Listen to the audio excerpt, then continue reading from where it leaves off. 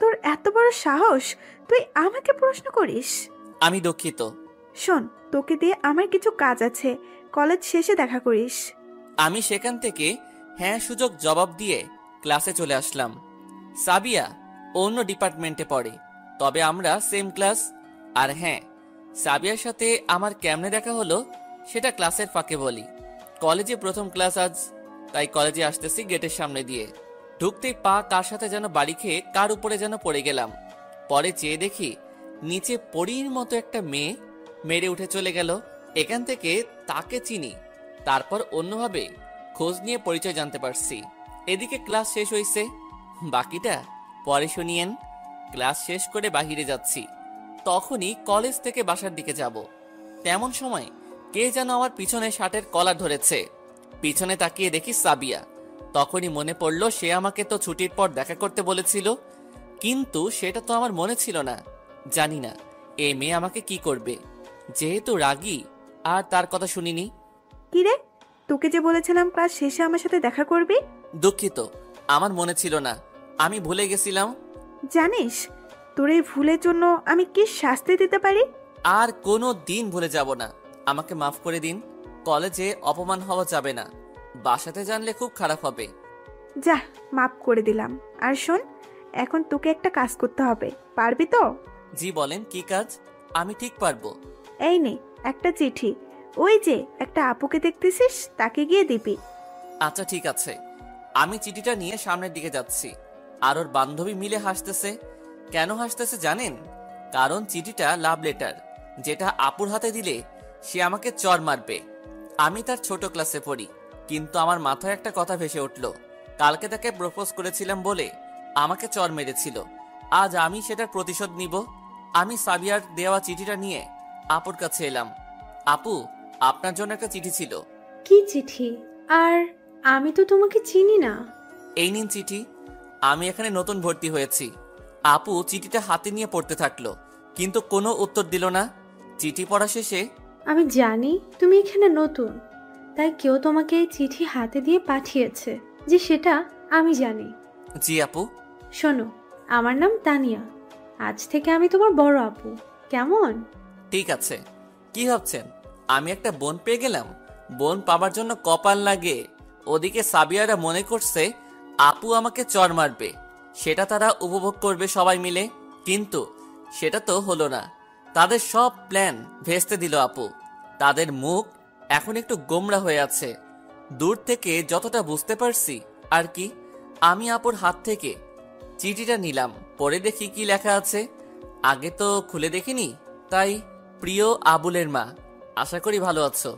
তুমি না দেখতে মূলার মতো সাদা, তবে তুমি বেশ টমেটোর মতো লাল।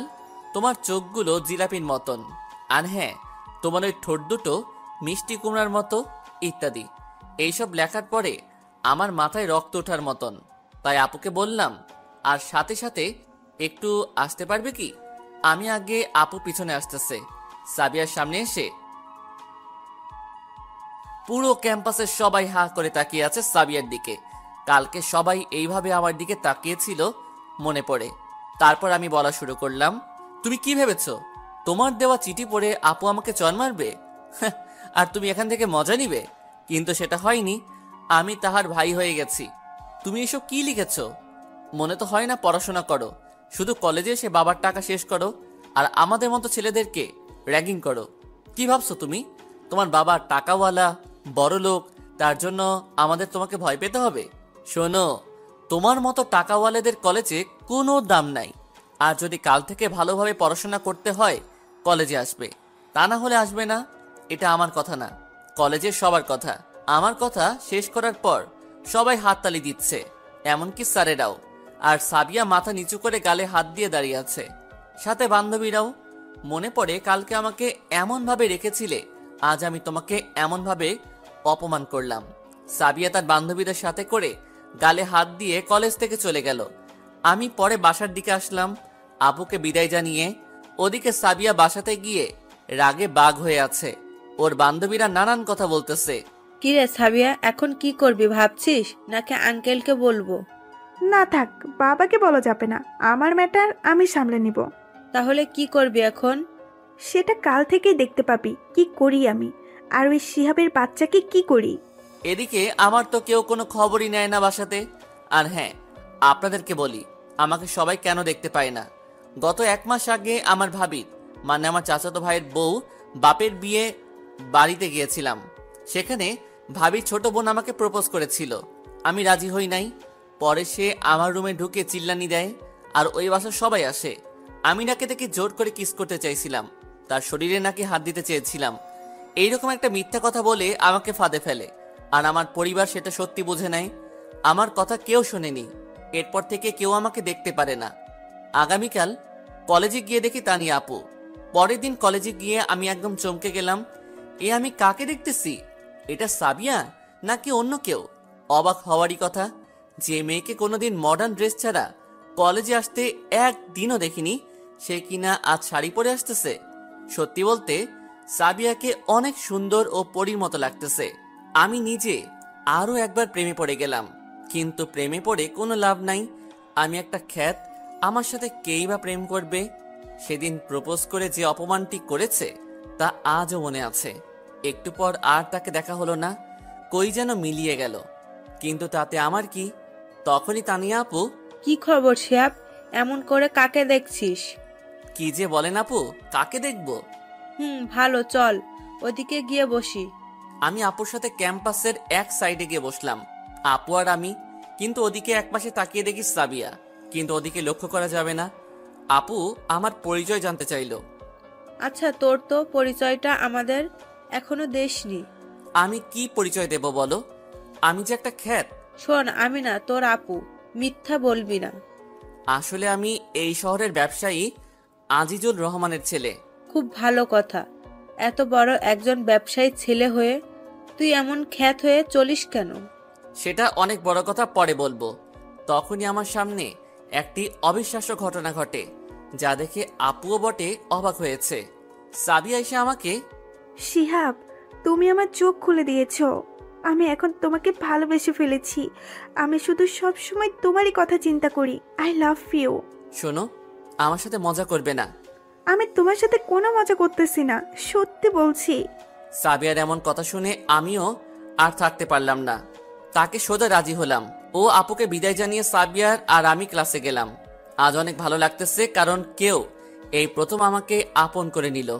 ক্লাস শেষ করে সাবিয়ার সাথে একটু সময় কাটিয়ে বাসাতে চলে আসলাম। আমাদের সামনে পরীক্ষা, আমার কাছে 1 টাকাও নেই। আমাকে তো আর কেউ টাকা দেয় না। আপনাদের তো একটা কথা বলতে ভুলেই গেছি, আমার এক বন্ধু আছে রোমান।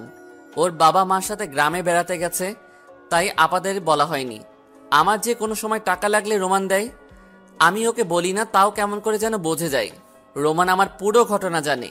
যদি বলি এত আমাকে টাকা দিস কেন, তখন বলে তোর প্রয়োজন তাই দেই, যেদিন আমার লাগবে সেদিন আমাকে দিবি।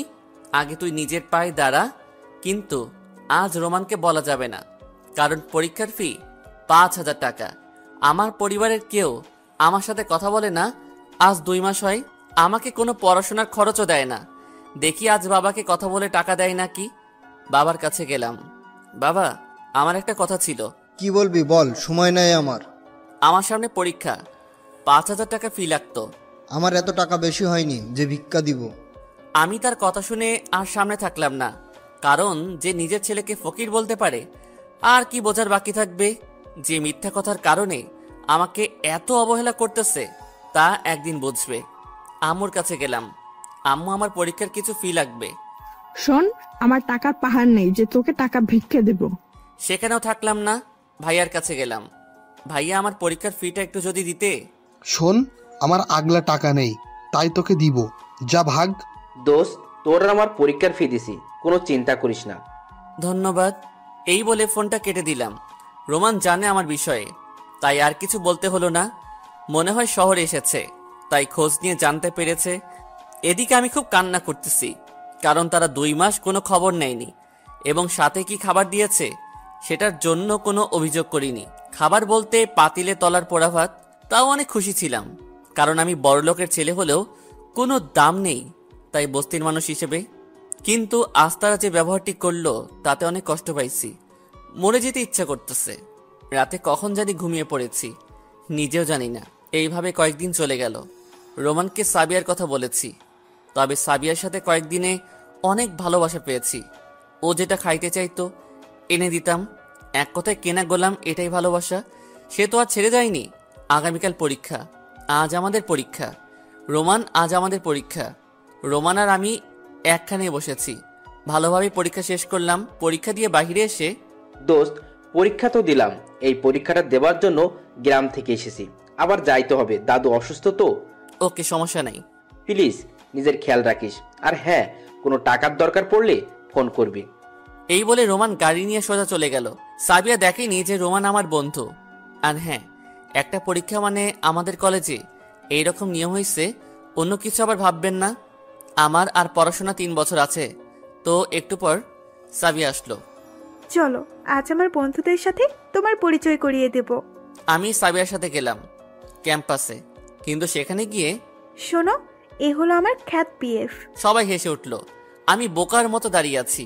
কি আর করব, একজন ভালোবাসার মানুষ তো। পরে তারা নানানজন নানান খাবার জিনিস আনতে দিল। মনে হয় চাকর হিসেবে আমাকে সাবিয়া এনেছে। কেমন জানি আমার কাছে এই কাজগুলো করতে খারাপ লাগে না। তাও আমার একজন ভালোবাসার মানুষ আছে তো। কিন্তু আজ একটা সমস্যা হয়েছে। তানিয়া আপু আমাকে এই করতে দেখে। আপুর সাথে দেখা করা যাবে না, তা না হলে বকা দিবে। আপুও আমার একজন আপন মানুষ, নিজের ভাইয়ের মতোই দেখে। কিন্তু আমি আপুকে এড়িয়ে চলি একটু। বেশ কয়েকদিন গেল। সাবিয়া সেই চাকরের মতো করে নানান কাজ করে নেয়।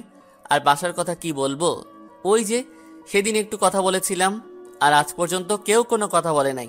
সামনে দেখলে এড়িয়ে চলে। এখনো তাদের অবহেলা শেষ হয়নি, সামান্য বিষয়ের জন্য।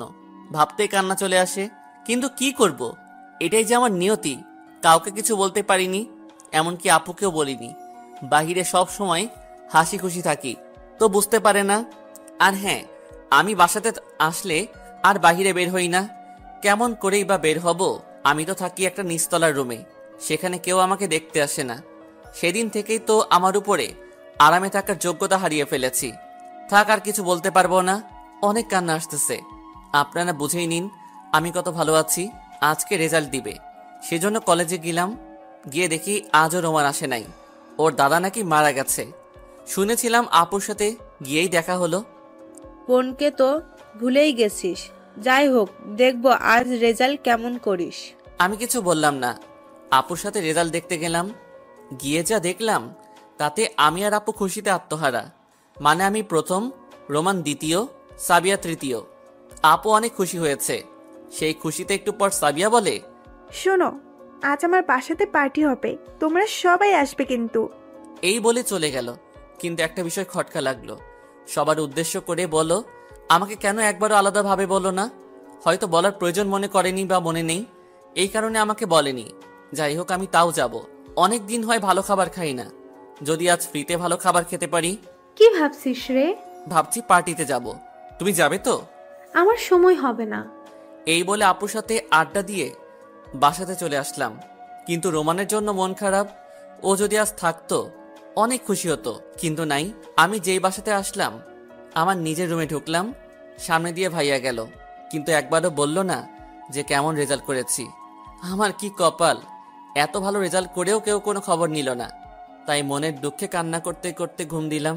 আর হ্যাঁ, আমার কিন্তু দুপুরে কোনো খাবার জোটে না, পানি খেয়ে থাকতে হয়। শুধু সকাল আর রাতে জোটে। বিকাল 5টার দিকে ঘুম থেকে উঠলাম।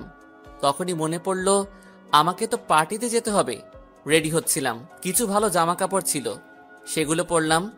তখনই উপরে রান্নাঘর থেকে ভালো খাবারের সুগন্ধ আসতেছিল। মনে হয় কোনো আত্মীয় আসবে। ভাবির কণ্ঠে শুনতে পেলাম তার নাকি বোন আসবে। কিন্তু এটা শুনে চিন্তাতে পড়লাম, আবার আমার সাথে খারাপ কিছু হবে না তো? যা হবে পরে দেখা যাবে। সাবিয়াদের বাসার সামনে আসলাম। অনেক সুন্দর করে সাজানো, তবে আমাদের মতো বড় লোক না, আমাদের চাইতে একটু নিচে হবে। এমন সময় মনে পড়ল আমি কিসের বড় লোক, আমি তো একটা, না থাক। ভিতরে গেলাম। গিয়ে সাবিয়াকে দেবার মতো কিছু ছিল না। কিছু টাকা ছিল, সেটা দিয়ে একটা ফুলের তোড়া কিনে দিয়েছি। সবাই নানান রকম গিফট দিচ্ছে, কিন্তু আমি কিছুই দিতে পারলাম না। অনেক খারাপ লাগলো বিষয়টা। একটু সাইডে যেতেই দেখি খাবারের আয়োজন, নানান রকম খাবার, বড়লোক বলে কথা। দুপুর থেকে পানি খেয়ে আছি, অনেক খিদে লেগেছে, তাই দেরি না করে খেতে বসলাম। দেখি সবাই এসেছে আমাদের ক্লাসের। ওদিকে ধ্যান না দিয়ে খেতে শুরু করলাম। ভালো খাবার অনেক দিন পর খেলাম। খাওয়া শেষে দেখি সবাই আমার দিকে তাকিয়ে আছে। আমি এত খুশি, খেয়াল না করে একপাশে গিয়ে দাঁড়াতেই আমাকে কে যেন ডেকে নিয়ে গেল। কিন্তু সেখানে দেখতেছি কলেজের সবাই। সাবিয়া একটা জায়গাতে দাঁড়িয়ে কিছু বলবে মনে হচ্ছে। আমাকে সাবিয়া পাশে নিল। সবাই এখানে আসার জন্য ধন্যবাদ। তবে আজ যে উদ্দেশ্যে পার্টি সেটা হলো, আমার পাশে যাকে দেখছেন সে নাকি আমাকে ভালোবাসে, কিন্তু আমি তো মনে করি আমাকে ভালোবাসার তার কোনো যোগ্যতাই নেই। তুমি কি আমাকে অপমান করতে চাও?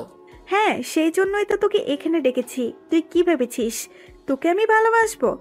তোর সেই দিনের চর মারা রিভেঞ্জ নেবার জন্য আমি তোর সাথে নাটক করেছি, তাই তো কলেজের সবার সামনে তোকে ডাকা হয়েছে।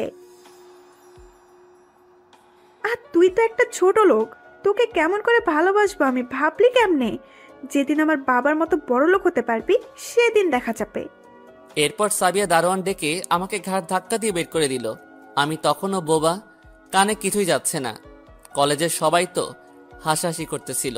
আমার সব ইচ্ছা শেষ। আমি এত বোকা, আগে জানতাম না। যাকে এত ভালোবাসলাম সেও এত পর করে দিল। বোবার মতো হাঁটতে হাঁটতে বাসাতে আসলাম। আমার মাথায় কিছুই ঢুকতেছে না। নিজের রুমে এসে সাবিয়ার কথা ভাবতেছি। সে কেন আমার সাথে এমন করলো? কলেজের সবার সামনে আমাকে অপমান করলো। আমার মান সম্মানের কথা একবারও ভাবলো না। সত্যি বলতে ভুলটা আমার। আমি যদি সেখানে খাবার লোভে না যেতাম তাহলে অপমান করতো না। কি করব বলেন? এটাই যে আমার কপালে আছে। যাকে ভালোবেসেছিলাম সেও নাটক করেছে। তাকে কিছু বলতে পারলাম না। রুমে শুয়ে আছি, তখনই কে যেন দরজাতে নক করতেছে। কিন্তু আমার রুমে তো কেউ আসে না। কে আবার আসলো? আজ এত বড় ভাগ্য। রুমের দরজা খুলতেই দেখি ভাবির বোন। তাকে দেখে আমার কলিজা শুকে গেল। সে আবার আজ আমার সাথে কোনো কিছু করবে না তো? কি খবর? একদিনের মিথ্যাতে এই অবস্থা? অযথা আমাকে বিরক্ত না করে এখান থেকে চলে যান, তা না হলে কিন্তু খারাপ হবে। সেটা পরে দেখা যাবে। বলো, তুমি আমাকে ভালোবাসবে কিনা? আমি কোনোদিন আপনার মতো বেয়াদব মেয়েকে ভালোবাসবো না। আমি একজনকে ভালোবাসি। ও তাই? দাঁড়া, আমি বেয়াদব, দেখ তাহলে কি করি। মিম আমার রুমের ভিতরে আসলো। এসে দরজা লাগিয়ে দিয়ে চিল্লাতে চিল্লাতে লাগলো, বাঁচাও বাঁচাও বাঁচাও। এই আপনি এমন চিল্লাচ্ছেন কেন? দেখ তোর অবস্থা আমি কি করি। আমি বুঝে গেলাম আজ থেকে আমার আর এই বাড়িতে থাকা হবে না। এর চিল্লানি এতক্ষণ আমার বাসায় সবাই শুনেছে। আমার আর কিছু করার নেই। আমাকে আজ সবকিছু সইতে হবে। একটু পর দেখি দরজাতে কেউ ধাক্কা দিচ্ছে। মিম গিয়ে দরজা খুলে দিল। দরজা খুলতেই দেখি ভাইয়া, ভাবি, বাবা, মা সবাই এসেছে। মিম ভাবির কাছে গিয়ে দাঁড়ালো। এখানে কি হয়েছে মিম? আপনার ভাই আমাকে দরজা দিয়ে জোর করে কিস করতে চাইছিল। এ কি মেয়ে বাবা, এত মিথ্যা কথা বলে? তোর মতো খারাপ ভাই থাকা মানে আমাদের সব মান সম্মান শেষ। তোকে আজ উচিত শিক্ষা দিব। কি আর করার, নীরবে সব সইতে হবে। কিছু করার নাই। আমার কথা যে কেউ আর শুনবে না। এই বেয়াদবটাকে আজ এমন শিক্ষা দেব যাতে কোনোদিন আর কোনো মেয়ের দিকে চোখ তুলে তাকাবে না। এই বলে ভাইয়া বাবা আমাকে ইচ্ছা মতো মারতে থাকে। আমার সামনে দাঁড়িয়ে থাকা মা একটি বারও বারণ করলো না। কেউ আমার কথাটা একবারও শুনলো না। আমাকে মেরে অজ্ঞান করে চলে গেল। পড়ে রইল নিথর দেহ। আমি আজ ভেবেই নিয়েছিলাম আমার সাথে এমন কিছু একটা হবে, সেটাই সত্যি হলো। আমি রুমে একা পড়ে রইছি, দেখার কেউ নাই। এখন ভোর 4টা বাজে। প্রায় 8 ঘন্টা পর জ্ঞান ফিরে এলো। যেখানে পড়েছিলাম সেখানে পড়ে আছি। কেউ একটি বারও দেখতে এলো না। তাই সিদ্ধান্ত নিলাম আমি এই বাড়ি ছেড়ে চলে যাব। যেখানে আমার কোনো দাম নাই সেখানে আমি কেন পড়ে নিজের জীবন শেষ করব? তাই আজ আমি এই বাড়ি ছেড়ে চলে যাব। কিন্তু আমার তো যাবার কোনো জায়গা নাই। যেখানে যাব সেখানেই সবাই এমন করবে। তা বাদে আমার কাছে একটা টাকাও নাই। যাই হোক, আমি চলে যাব। কিন্তু আমার শরীরের যে অবস্থা, হাঁটাই মুশকিল। তাও চলে যাব। যাওয়ার আগে 3 জনের নামে 3টা চিঠি লিখে রেখে গেলাম। একটা সাবিয়ার জন্য, বাবা মা ভাইয়ার জন্য। চিঠিগুলো আমার বিছানার উপর তাদের দেওয়া মোবাইলের উপর রেখে গেলাম, যদি কোনোদিন চোখে পড়ে। আর সাবিয়ারটা পোস্ট অফিসে দিয়ে গেলাম। এখন ভোর 5টা। কেউ ঠিকভাবে ওঠেনি। আমি শুধু একলা হাঁটতেছি। কোনো দিক দিয়ে কোন দিকে যাচ্ছি কিছুই জানি না। আর আসার সময় কিছুই নিয়ে আসিনি। প্রায় 1 কিলোমিটার হাঁটার পর দেখি তানিয়া আপু আমার সামনে। আমার অবস্থা দেখে আপু আমার কাছে ছুটে আসলো, কিন্তু আপু আমাকে দেখলো কেমনে? মনে হয় সকালবেলা জগিংয়ে বেরিয়েছে। আপু আমার কাছে এসে দাঁড়াতেই, কি রে শিহাব, তোর এই অবস্থা কেন? আমি কিছু বলতে পারতেছি না। মায়ের খাবার পর থেকে গায়ে কথা বলারও জোর নাই। কষ্ট করে হেঁটে চলে আসলাম। আমি কিছু বলতে না পেরে সোজা অজ্ঞান হয়েছি। কিছু বলতে পারলাম না আপুকে। যখন জ্ঞান ফিরল তখন দেখলাম একটা সাজানো গোছানো রুমে, আর গায়েও একটু ব্যথা কম। কিন্তু আমি কই? একটু পর দরজাতে তাকিয়ে দেখি আপু আর তার সাথে 2 জন লোক আসলো। মনে হয় মা বাবা। কি রে, কেমন আছিস? ভালো, কিন্তু আমি এখানে কেন? তুই আমাদের বাসার সামনে এসে জ্ঞান হারাস, তারপর তোকে এখানে আনি। কিন্তু তোর গায়ে এগুলো কিসের দাগ? কিছু না আপু। বাবা, তোমার আপু কিন্তু অনেক চিন্তায় আছে। বলো, এগুলো কিসের দাগ? থাক বাবা, আমি যদি ওর আপু হতাম তাহলে সত্যিটা বলবে। আসলে আপু, তারপর সব খুলে বললাম। কিন্তু আপু কান্দে কেন? সাথে তার বাবা মাও। আপু কান্দো কেন? আর আমাকে চলে যেতে হবে? কই যাবি আর কার কাছে যাবি? হ্যাঁ, যেদিকে 2 চোখ যাবে। তুই কোনোখানেও যাবি না। তুই আজ থেকে আমার নিজের ভাইয়া হয়ে এখানে থাকবি। শোনো শিহাব, তুমি আজ থেকে আমাদের সাথে থাকবে। তুমি আমার ছেলে। যারা তোমাকে এত কষ্ট দিয়েছে তাদের কাছে কেন যাবে বলো? শোনো বাবা, তোমাকে যে তোমার বাবা ভাই মিথ্যা কথা শুনে এমন করেছে, তোমাকে অবহেলা করেছে, তাদের সবাইকে শিক্ষা দিতে হবে। তোমরা আমার ভাইটাকে কি খাবার দিবে না? দেখতে পাচ্ছ না, না খেয়ে আছে। আমি তো ভুলেই গেছি। চলো সবাই। আমি এতক্ষণ কিছুই বলতে পারি নাই, তাদের কথা শুনছিলাম। এই দুনিয়াতে তাহলে এইরকম মানুষও আছে যারা কিনা আমার মতো অসহায় ছেলেকে এইভাবে কাছে টেনে নেয়। খাবার খেয়ে আপু আমাকে রুমে নিয়ে আসলো। আচ্ছা, তুই কি এত বোকা যে নীরবে সব সয়ে গেলি? কি করব বলো, তারা যে ছিল টাকাওয়ালা, আমি তো সাধারণ হয়ে গেছি। বুঝলাম, কিন্তু সাবিয়া? আমি আপুকে সব খুলে বললাম। আপুকে খেয়াল করে দেখলাম সে কিছুটা রাগান্বিত হয়েছে। তোকে আজ যারা এইভাবে অপমান অবহেলা করেছে, তুই তাদেরকে তার পাল্টা জবাব দিবি। কিভাবে আপু? তোকে ওসব চিন্তা করতে হবে না, বাবা সবকিছুর ব্যবস্থা করবে। এখন ঘুম দে, কেমন? আপু এই বলে রুম থেকে চলে গেল। আজ যদি আমার এমন একটা বোন থাকতো তাহলে। যাই হোক, এইটাও তো আমার আপু। সত্যি বলতে আপু আমাকে অনেক ভালোবাসে। সেই যেদিন থেকে পরিচয় হয়েছে। ওদিকে সাবিয়া চিঠিটি পেয়েছে। চিঠি খুলে দেখে, প্রিয় সাবিয়া, আশা করি ভালো আছো, কিন্তু আমি ভালো নেই।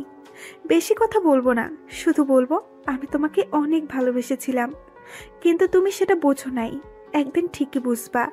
সেদিন আমাকে খুঁজবে, কিন্তু পাবে না, কারণ আমি যে আজ অনেক দূরে চলে যাচ্ছি। আর হ্যাঁ, তুমি আমাকে ছোট লোক বলেছিলে না? আমি ছোট লোক না, আমি একজন বড় লোক ছিলাম। তবে বলতে পারি 2 বছর পর ফিরে আসবো। যদি ভালোবেসে থাকো অপেক্ষা করিও 2 বছর। ইতি খ্যাত। আমার চিঠি পড়ে সাবিয়া কিছুটা ভাবতে লাগলো। আমি কি তাকে অপমান করে কোনো মজা পাইছি, নাকি আমি সবার কাছে ছোট হইছি? আর আমি তাকে এত অপমান করলাম, কিছুই বললো না সে। নিশ্চয়ই এর মধ্যে কোনো রহস্য আছে। যাই হোক, আমার তাই কি। এদিকে আমি আপুদের বাসাতে বেশ আরামে আছি। মনে হয় বাবা মাকে পেয়েছি। বেশ কয়েকদিন হয়ে গেল আপুদের বাসাতে। আমি এখন পুরোপুরি সুস্থ। অসুস্থ থাকার কারণে কয়েকদিন কলেজে যাইনি। আপুও কলেজে যায়নি। তার ভাইকে রেখে নাকি কোনোখানে যাবে না। আমি নিজের পরিবারের কথা ভুলেই গেছি। কে অমন পরিবারের কথা মনে করবে বলেন, যারা নিজের ছেলের কোনো কথাই বিশ্বাস করে না, অন্য কথা শুনে নাচে। ওদিকে কয়েকদিন আমাকে কেউ দেখতে না পেয়ে আমার রুমের দিকে খোঁজ নেবার জন্য যাচ্ছে। কেননা আমি যদি রুমে থাকতাম তাহলে নিশ্চয়ই বাহিরে একবার হলেও তাদের সামনে পড়তাম, কিন্তু পড়িনি। আর আমি যদি মরে গেলেও গন্ধ বাইর হইতো, কিন্তু আমার কোনো খবর নাই। আর হ্যাঁ, ভাইয়ের শালি এখন আমাদের বাসা থেকে যায় নাই। সবাই মিলে আমার রুমে আসলো। দরজা খুলে দেখে আমি নাই। আমি তো আগে চলে এসেছি। সবকিছু রুমে ঠিকঠাক আছে, শুধু মানুষ নাই। তার পরিবর্তে 2টা চিঠি দেখা যাচ্ছে মোবাইলের নিচে। চিঠি দুটো তুলে হাতে নিয়ে বাবা, একটা ভাইয়া, একটা নিল। তারপর, প্রিয় বাবা, আমার সালাম নেবেন। আমি আপনার এমন হতভাগা ছেলে যে কিনা আপনাদের মুখের সামনে দেখে বাবা বলে ডাকতে পারি নাই। জানেন, আপনি যে কারণে আপনার ছেলেকে অবহেলা করেছেন তা ছিল একদম মিথ্যা। আমি কোনোদিন ভাইয়ার শালিকে কিছু করতে চাই নাই। সে আমাকে প্রেমের প্রস্তাব দিত বারবার। আমি রাজি হই নাই বলে সে এমন নাটক করেছে। আর আপনারা আমার কোনো কথা না শুনেই তার কথা শুনেছেন। একটিবারও আমাকে কিছু বলতে দেন নাই। আমি সব কিছু মেনে নিয়েছি, কিন্তু কষ্ট পেয়েছি কোন দিন জানেন? আপনারা আমাকে দুবেলা কুকুরের খাবার খাওয়ান, তাও মন খারাপ করিনি। কিন্তু যখন সামান্য পরীক্ষার ফির জন্য আমাকে ভিখারি বানিয়েছিলেন, সেদিন খুব কষ্ট পাইছি। কারণ মানুষ ভিখারিকেও এমন করে বলে না। আর আপনি জানেন কি, আমি এই বছরে আপনাদের ডিপার্টমেন্ট প্রথম হয়েছি। যাই হোক, আর কিছু বলবো না, শুধু একটা কথাই বলবো, আমি নির্দোষ, আমার কোনো দোষ নাই। আর হ্যাঁ, তোমরা ভাইয়ার শালিকে কিছু বলবে না, কারণ সে আমার ছোট বোন। আমি তাকে বোনের চোখে দেখেছি। আর আমাকে খুঁজেও কোনো লাভ হবে না। আমি এতক্ষণে এই জায়গা থেকে অনেক দূরে চলে গিয়েছি। ইতি নাম নাই। চিঠি পড়ে বাবা ভাইয়া দুজনে অনেক কান্না শুরু করে দিল। তাদের কান্না দেখে ভাবি একটা চিঠি পড়ে মাকে শোনালো। তারপর তারা দুজনে কান্না শুরু করলো, কারণ চিঠি দুইটাতে সেম কথা লেখা। এই চিঠি পড়ে তারা নিজেকে নানান কথা বলতে লাগলো, কিন্তু বলে কোনো লাভ নাই। আজ আমার নিজের কারণে আমার ছেলেকে হারিয়ে ফেললাম। কিন্তু কোনো লাভ নাই। আমি আর তোমাদের কেউ না। আমার নতুন পরিবার পাইছি, তাদের কোনোদিন বলতে পারবো না। ওদিকে আমাকে কয়েকদিন না দেখে সাবিয়া কেমন জানি শূন্যতা অনুভব করতেছে, আর ভাবছে আমি কি তাহলে সত্যি শিহাবকে ভালোবাসি, না এটা হতে পারে না।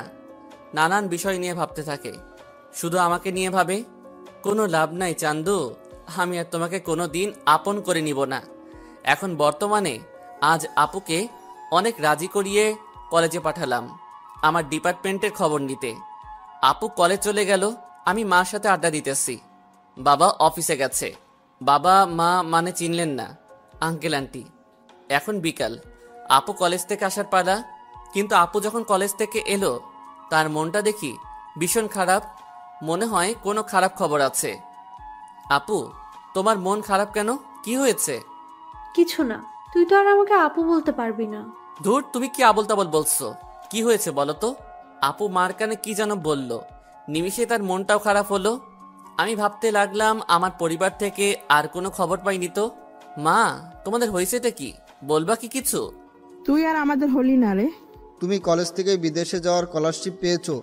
আগামী 8 তারিখে তোমার ফ্লাইট।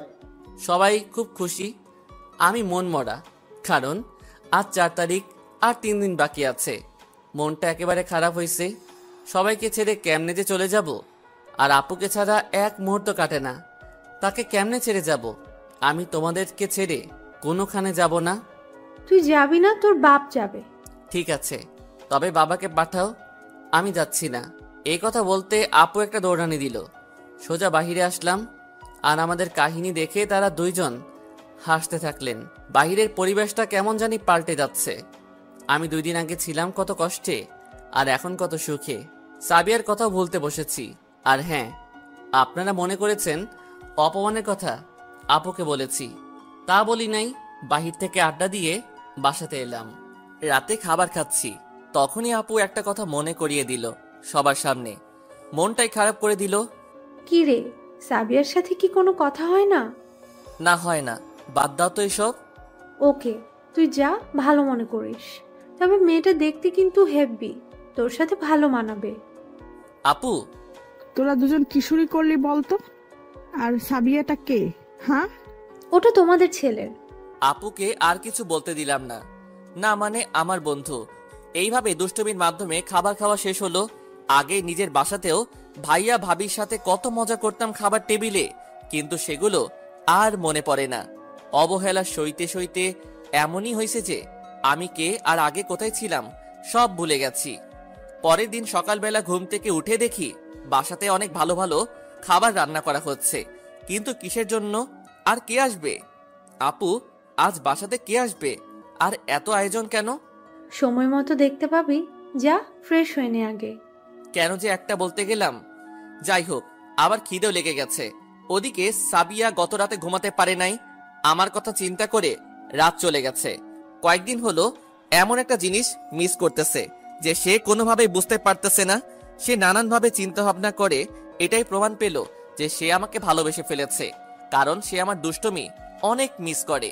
তার কথা শোনার মতো কেউ নাই, কোনো অভিযোগ করে নাই ইত্যাদি। সে ভয় পাচ্ছে আমি তাকে আপন করে নিব কিনা, কিন্তু আমি তো কোনো দিন তাকে আপন করব না। এদিকে আমি সোজা এসে খেতে বসলাম। ওই দাঁড়া, সবাই একসাথে খাবো। সবাই মানে কে আসবে? হ্যাঁ, সেটা না হয় আসলেই দেখতে পাবি।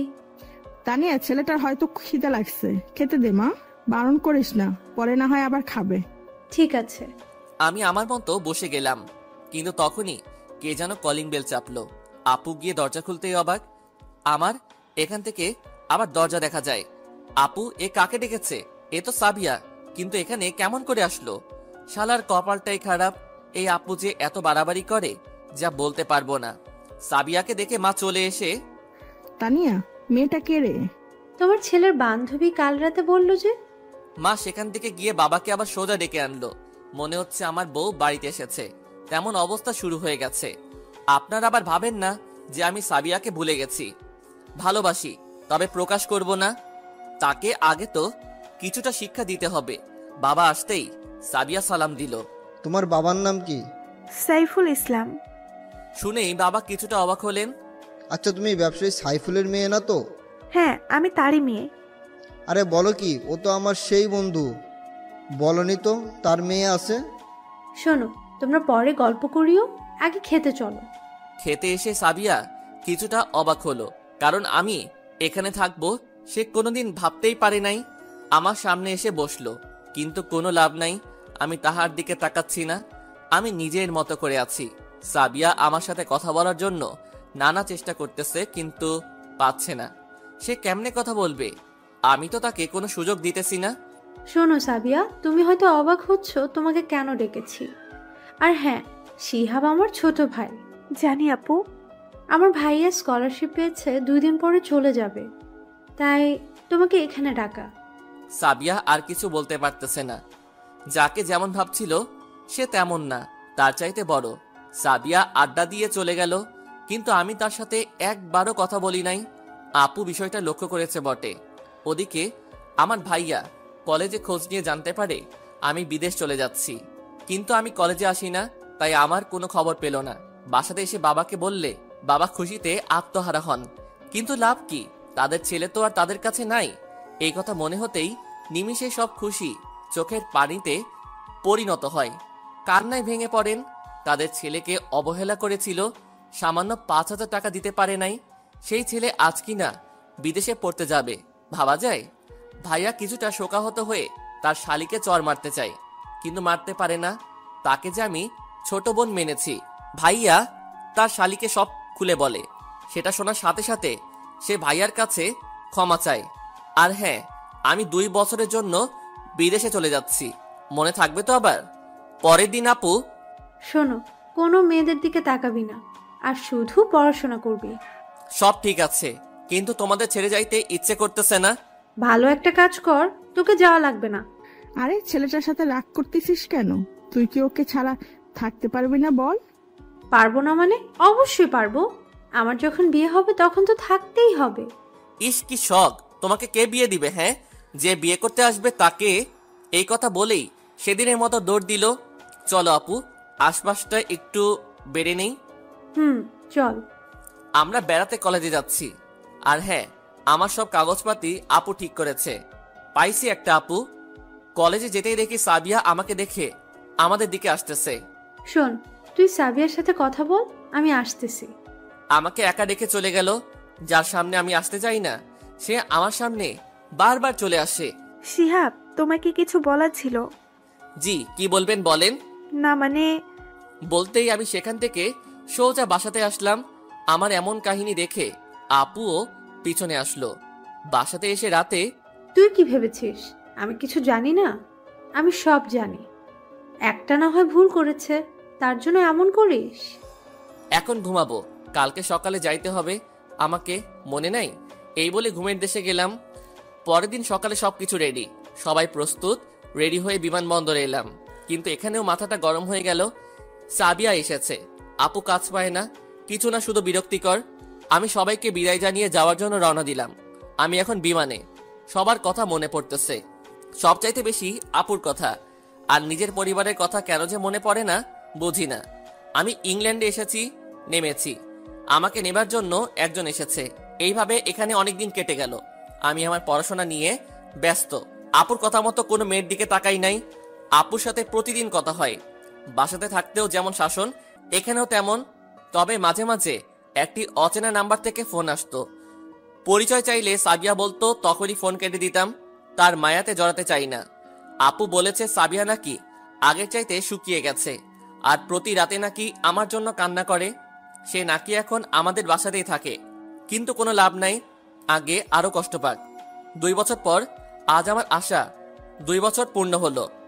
আমার পড়াশোনাও শেষ। আমি এখন বাংলাদেশে যে কোনো কলেজে একটা বড় পদে চাকরি নিতে পারবো। আমি আজ একজন বড় লোক, সেটাই মনে হচ্ছে। আপু বলেছে একটা সারপ্রাইজ আছে নাকি আমার জন্য, আর এই 2 বছরের নিজের পরিবারের কথা ভুলেই গেছি। জানি না তারা এখন কেমন আছে।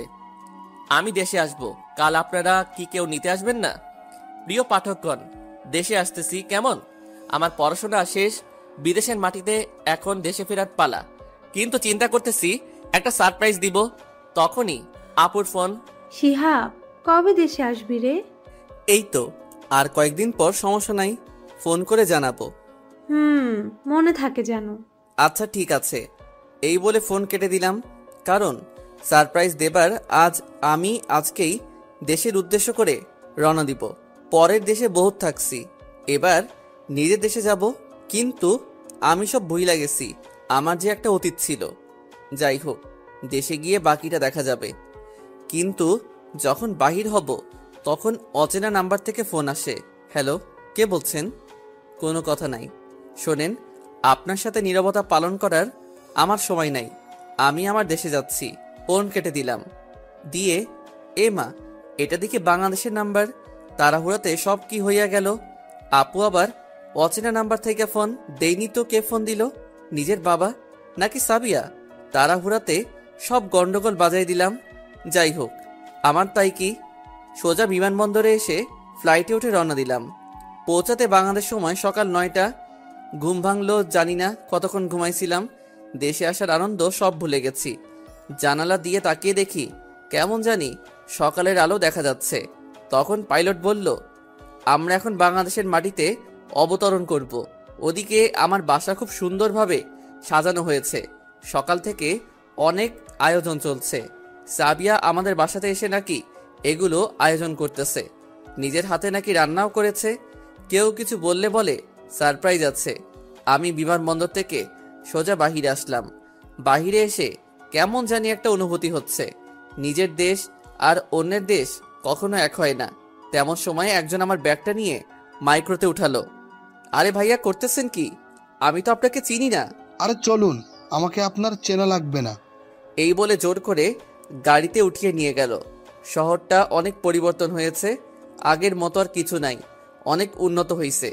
একটু পর খেয়াল করলাম গাড়িওয়ালা এক চিরচেনা রাস্তাতে নিয়ে যাচ্ছে। তার মানে আমি দেশে আসব। সেটা তাহলে কি ভুলক্রমে সাবিয়াকে বলে ফেলেছি? হায় রে কপাল, যাকে এত ঘৃণা করি তাকেই বলেছি। সে তো বাসাতে সব বলে দিয়েছে। আমি সাবিয়া কিন্তু ঘৃণা করি না, অনেক ভালোবাসি। কিন্তু তার সাথে তো একটু প্রতিশোধ নিতে হবে সেদিনের কষ্টের জন্য। বাসার সামনে এসে গাড়ি দাঁড়ালো। আমি তো অবাক হই তাকিয়ে আছি। বাসাটা আজ এত সুন্দর করে সাজানো। যখনই ভিতরে যাব তখনই একটা মেয়ের সাথে ধাক্কা খেলাম। মেয়েটা দেখতে সেই সুন্দর, মনে হয় আসমানের পরী। কিছুটা সাবিয়ার মতো দেখতে লাগে। কে জানে কে এটা? দুঃখিত আপু, আমি দেখিনি। সমস্যা নাই, কিন্তু আপনি কে? না মানে আমি শিহাবের বন্ধুর। আপনি কে? আমি সাবিয়া। এ মা, মাইরা ফেলাইছে। এটা সাবিয়া হয় কেমনে? এত সুন্দর, আগে তো এত সুন্দর ছিল না।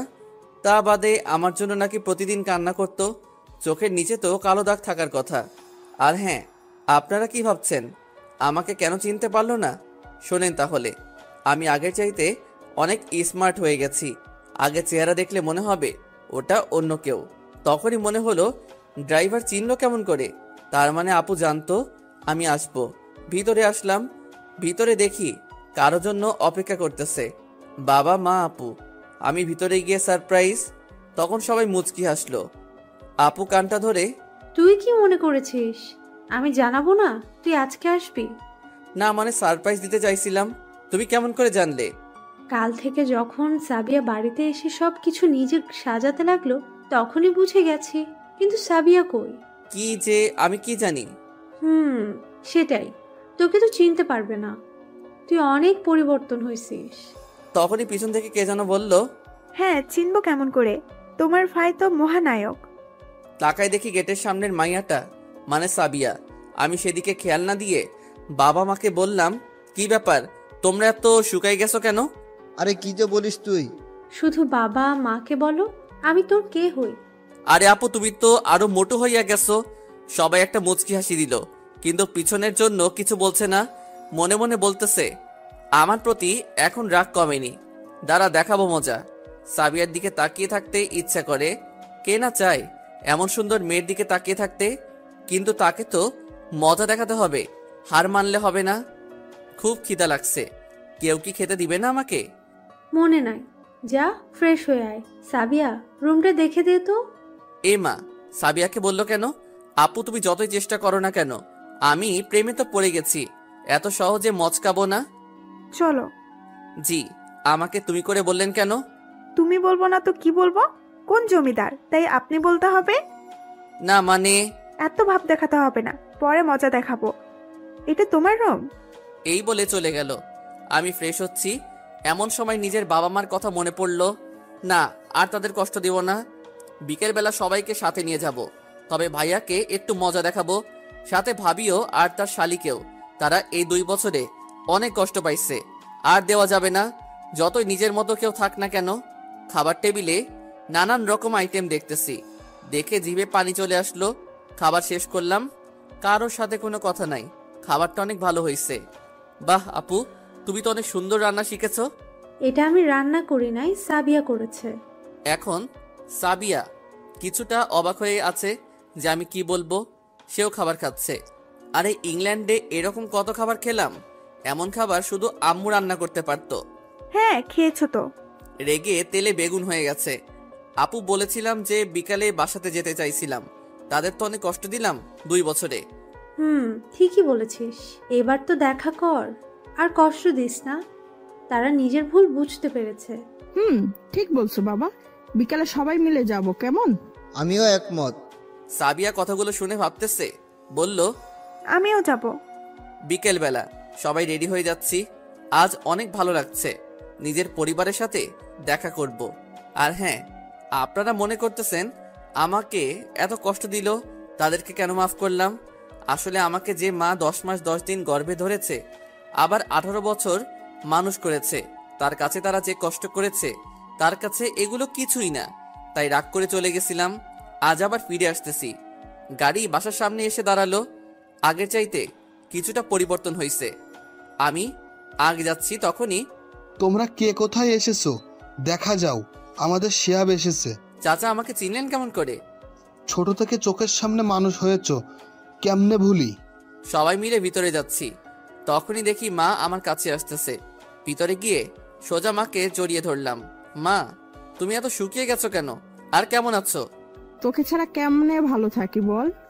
তখনই বাবাকেও জড়িয়ে ধরলাম। তুই তো এখন অনেক বড় হয়ে গেছিস বাবা। হয়েছি, আমাদের না হয় ভুল করেছি, তাই বলে এইভাবে চলে যাবি? আমাদের মাফ করে দে বাবা। ছি মা, তুই মাপ চাও কেন? আমি না তোমার ছেলে? এখন ফিরে এসেছি তো ভিতরে নিয়ে যাবে না? এরপর ভিতরে চলে আসলাম সবাই। ভাইয়ার সাথে কোনো কথা বলিনি, তারপর মায়ের সাথে সবার পরিচয় করিয়ে দিলাম। সবাই আজ অনেক খুশি, আমিও। শুধু সাবিয়া চিন্তা করতেছে, আজ নিজের মানুষদেরকে পেয়ে অনেক খুশি লাগতেছে। এই 2 বছর অনেক কষ্ট পাইছি, আর না, এখন শুধু সুখে থাকার পালা। তার আগে কিছু কাজ আছে, সেগুলো তো পূরণ করতে হবে।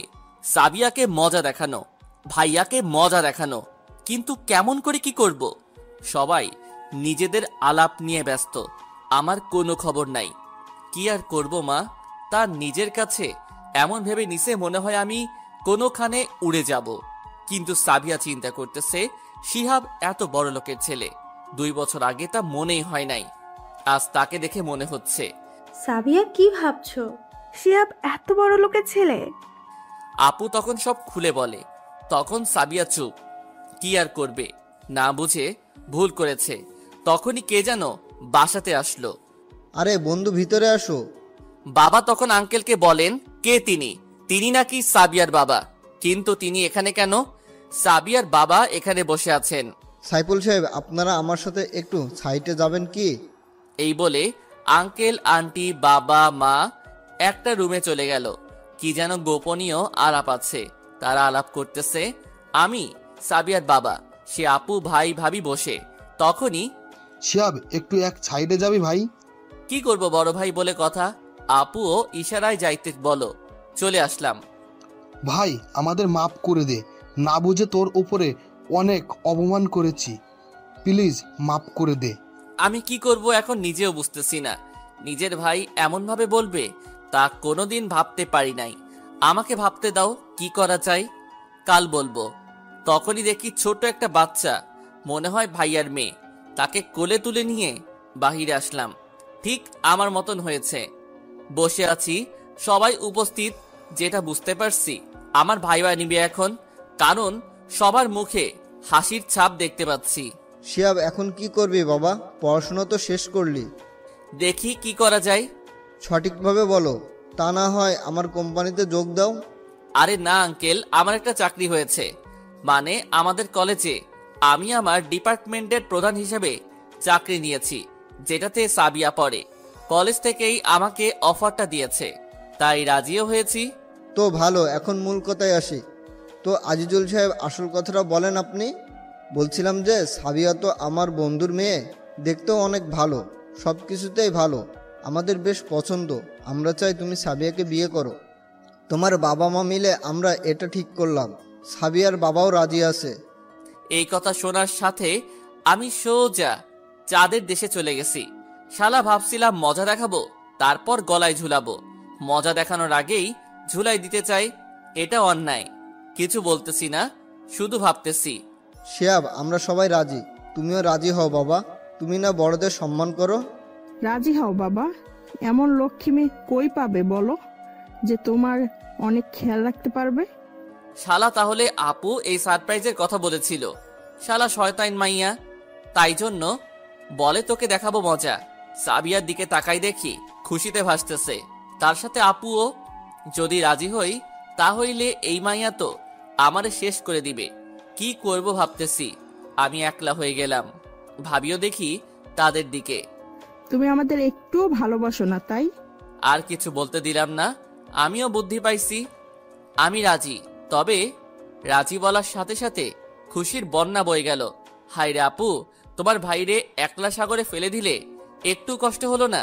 শালি, সাবিয়া তো সেই মহা খুশি, আর আমার কাছে আসার চেষ্টা করতেছে। সবাই আছে বলে আসতে পারতেছে না, এর জন্য তোর বাবা আসছে। আগে জানতাম না।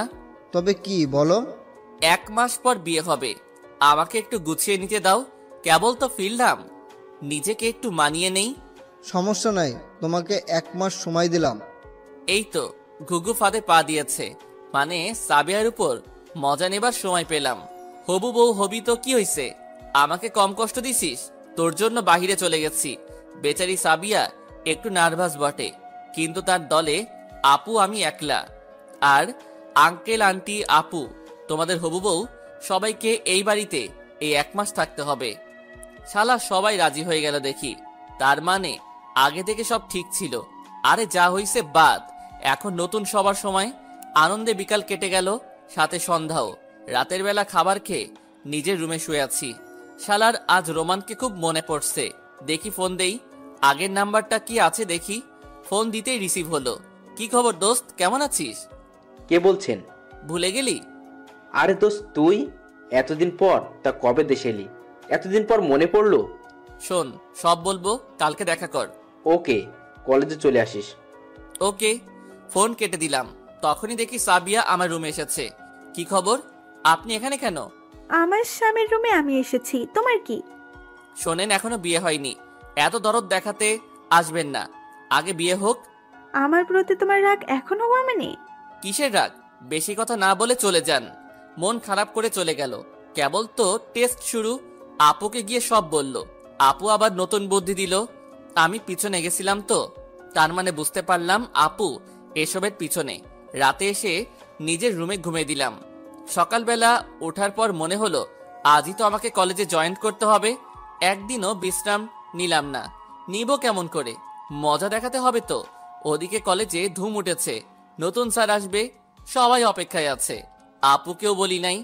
সকালবেলা দেখি সাবিয়া কলেজে গেছে নতুন স্যারকে দেখার জন্য। খাবার টেবিলে সবাইকে বললাম। সেই কলেজের কথা শুনে আপু একটু মন মরা হলো। যে কলেজে শিক্ষক হলাম সবাই একটু অবাক হলেন, তাই না? আসলে ডিপ্লোমা ইঞ্জিনিয়ারিং বাংলাদেশে 4 বছর, অন্য সব দেশে 3 বছর করে। কলেজে জয়েন করলাম, এখন ক্লাস নেবার পালা। আমার কি কপাল, প্রথম দিনেই সাবিয়ার ক্লাস নিতে হবে। মজা তবে হবেই। আমি ক্লাসরুমে যাচ্ছি, সবাই ভাবছে 2 বছর আগের কথা। সেদিন ছিলাম, আজ হলাম কি। সবাই চেনে আমাকে, তাই আর পরিচয় দেবার প্রয়োজন হলো না। তখনই, তুমি এখানে কেন? স্যার কই? কিসের তুমি? আপনি করে বলুন। বাবা মা কি স্যারকে সম্মান করা শেখায়নি নাকি? বেয়াদব মেয়ে। দুঃখিত, আমার ভুল হয়েছে। ঠিক আছে, বসুন। আর কখনো বেয়াদবি করবেন না। সাবিয়া কিছুটা অপমান বোধ করলো। কান্দ কান্দ হইছে, কেবল তো শুরু। আস্তে আস্তে দেখো কি করি। আজকের মতো ক্লাস শেষ করে বাসাতে আসলাম। সাবিয়া দেখি আমার আগে এসেছে। আমি নিজের রুমে আসলাম সোজা, কারোর সাথে কোনো কথা বললাম না। রাতে খাবার খেলাম সবার সাথে, কিন্তু সাবিয়াকে দেখলাম না। একটু চিন্তিত হলাম বটে, তাই খোঁজ নিতে ওর রুমের দিকে গেলাম। বিছানাতে শুয়ে আছে মনে হয়। আসলে তখন এমন করে বলতে চাই নাই, সবার সামনে তুমি করে বললে তো, তাই কিছুটা রেগে গেছিলাম। I am really sorry. কিন্তু কোনো সাড়া নাই, তাই বিছানার চাদরটা তুলতে গেলাম। এ কি, সাবিয়া কই? এত কোলবালিশ। তেমন সময় কে যেন পিছন থেকে আসতেছে। তাকিয়ে দেখি সাবিয়া আর আপু। কি মনে করে এখানে? আর বিছানাতে কি করেন? হ্যাঁ, না মানে। কি না মানে বলিস রে, সোজাসুজি বল। আপু, আপনি একটু অন্য পাশ হন তো। এই বলে আস্তে আস্তে আমার দিকে আসতে থাকলো। কিন্তু হচ্ছেটা কি? আমার কাছে আসতেছে কেন? একটু পরই আমাকে মানে সোজা কিস করলো। আমি ভাবতেও পারি নাই, কিন্তু বাধাও দিলাম না। কি আর করব, কতকাল এমন হয়ে থাকি। নিজের হবু বউ কিস করছে, সমস্যা কি? প্রায় কিছুক্ষণ পর ছেড়ে দিল। সোজা এক দৌড়ে নিজের রুমে আসলাম। কি লজ্জা, বড় আপুর সামনে এ কেমন মেয়ে রে বাবা। এইভাবে বেশ কয়েকদিন গেল। বাসাতে সবাই আনন্দ নিয়ে ব্যস্ত, আমি তো কারো আমার কোনো খোঁজই নাই। সাবিয়াকে নিয়ে ব্যস্ত সবাই, আমি কে? মনটাই বলতেছে আজ সাবিয়াকে মজা দেখাবো। যেমন ভাবা তেমন কাজ। সামনে কি হয় আপনারা শুধু দেখতে থাকুন। আজ সাবিয়া প্রেমের পরীক্ষা নিব। আমি আমার এক বান্ধবীকে বললাম, তোকে আজ আমার জিএফ হওয়ার নাটক করতে হবে। ও রাজিও হলো। সবকিছু ঠিকঠাক, এবার অ্যাকশনে যাবার পালা। ওদিকে দেখি সাবিয়া আসতেছে, তখনই নাটক শুরু। সাবিয়া যেদিকে আসতেছে সামনে দাঁড়িয়ে বান্ধবীর কোলে মাথা রাখলাম। সাবিয়া মনে হয় দেখে ফেলছে, তাই আগের চাইতে আরো জোরে হেঁটে আসতেছে। তোকে না আমার অনেক ভালো লাগে। তোকে আমি যদি বিয়ে করতে পারতাম, কিন্তু হবে না। আমার যে বিয়ে ঠিক হয়েছে। এই কথা শুনে দেখি সাবিয়া। এই যে, আপনি এখানে কি করেন? আর ওনার সাথে আপনার কি কোনো লজ্জা নাই? আরে আপনি কে? এমন করে কথা বলছেন কেন? ও তো আমার বিএফ হয়। সাবিয়া আর কিছু বলল না, রাগে জ্বলতেছে। আমি শুধু চেয়ে দেখতেছি। রাগলে হেব্বি লাগে। সাবিয়া রাগ করে কাকে যেন ফোন করতে চলে গেল। যাক, আমার তাতে কি। দোস্ত, তুই সেই দিলি। এই বলে আরো কিছুক্ষণ আড্ডা দিয়ে বাসাতে যাচ্ছি। প্রায় ঘন্টা তো হবেই। যাই গিয়ে মেয়েটা রাগ ভাঙাতে হবে। বাসাতে এসে দেখি বাসাতে সবাই কেমন জানি খুশি খুশি। আমাকে দেখে আরো খুশি, মনে হয় কারো বিয়ে হবে। এত কিছু দেখার সময় নাই। নিজের রুমে সোজা আসলাম। এসে ঘরে দেখি নতুন জামা কাপড় রাখা। কেউ একজন পরে নিতে বলো। কথা মতো সবকিছু পরে নিলাম, কিন্তু আমাকে বর্বর লাগতেছে কেন? তখনই কে যেন পেছন থেকে আমার চোখগুলো বেঁধে দিল। সাথে হাতও। না পারছি হাসতে, না পারছি কাঁদতে। আমি কোনো কথা কেউ শুনছে না এমন সময় পিছনে কিছু একটা অনুভব করতেছি। তখন সোজা আমার সাথে নিজেই নিচে চলো, তা না হলে সোজা গুলি করব। কিন্তু আর কিছু বললাম না। শালা আমার বাড়িতে এই সব, কিন্তু আমার বিয়ে সেটা বুঝলাম। তাহলে কি সাবিয়া তখন, তাহলে কি ফোন করে বাসাতে কি সব আয়োজন করতে বলছে? শালার মেয়ে বাবা। আচ্ছা, তোকে আমি মজা দেখাবো। তোকে বিয়া করাইতেছি। নিচে আসলাম। আমার চোখ এখনো খোলা হয় নাই। যতটা বুঝতেছি সবাই উপস্থিত আছে। একটু পর কাজী সাহেব আসলো। আমার সবকিছু লিখতেছে, কিন্তু একটা জায়গাতে আটকে গেল। সেটা হলো আমি সাইন করব না। শালা দেখি কেমনে বিয়ে হয়। সবাই বলতেছে সাইন করতে, কিন্তু আমি করব না। চোখের বাঁধনও খুলে দেবে না। আমি কোনোদিন সাইন করব না। দেখি তোমরা কি করে করাও। আবার শালা সেই লোক, যদি জানতে পারতাম কে, তাহলে খানিক হাঁকিয়ে দিতাম। সাইন করবে নাকি গুলি চালাবো? আমি জীবনের ভয়ে সাইন করলাম, সব কিছু সফল হলো। আবার কবুল বলার সময় বাধা দিলাম, কিন্তু এই শালা লোকের কারণে হলো না। আবার সেই ভয়, জীবন গেল, আর আসবে না। বেঁচে থাকলে আরো বিয়ে করতে পারবো। একটু পর চোখ খুলে দিল, সাথে দেখি সাবিয়া বসা। শালার মেয়ে আমার জীবনটাই শেষ করে দিল। কেমন দিলাম বর? দূর ভাগ। একটু পর দেখি সবাই হাসতেছে আর বলতেছে, বোতলের মুখে জিম্মি করে বিয়ে, তাহলে ওটা গুলি ছিল না? সোনার সাথে এমন রাগ হয়েছি সবাই, ভয় উপরে উঠে গেছে 1 মিনিট। কিন্তু শালার বউ যায় নাই। পালাতে চাইছিলাম, সে সুযোগটাও দিল না। আমার কষ্টের কোনো প্রতিশোধ নেওয়া হলো না। এখানে আমাকে বউ টানতে টানতে বাসর ঘরে নিয়ে যাচ্ছে। সবাই দোয়া করবেন যেন আসল কাজটা করতে পারি আজকে রাতেই।